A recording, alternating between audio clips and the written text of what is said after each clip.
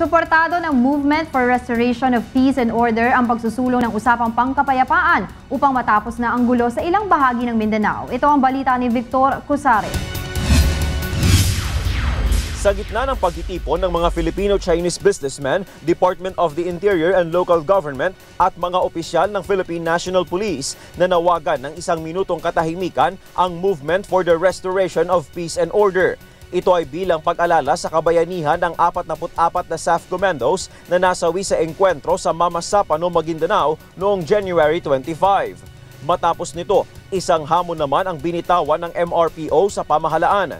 Ang MRPO ay inorganisa noong January 13, 2003 matapos ang pagkamatay ng 15-year-old kidnap victim na si Charlene C. Si Teresita ang siyang founding chair ng organisasyon na tumutulong sa mga pamilyang nabiktima ng kidnap for ransom groups. Talk peace, but please win the war. This is our challenge to the government. Ayon kay Kakwen Chua, ang pinuno ng MRPO, hindi matatapos ang secessionist movement sa pamamagitan ng gyera, kundi sa pag-uusap at palitan ng ideya sa negotiating table.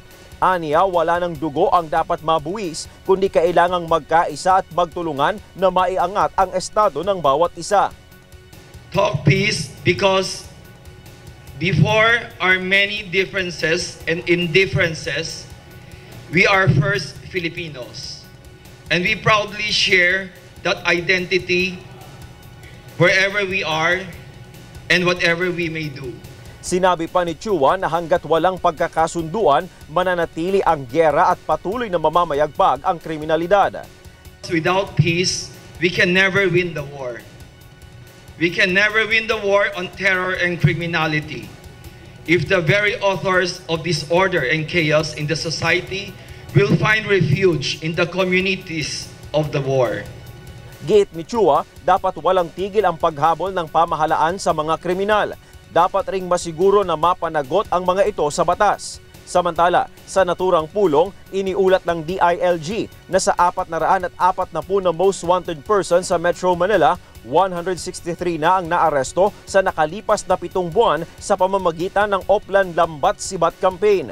Maglalagay naman ng 100 CCTV cameras ang kagawaran sa mga crime-prone areas sa Metro Manila bago ang buwan ng Abril.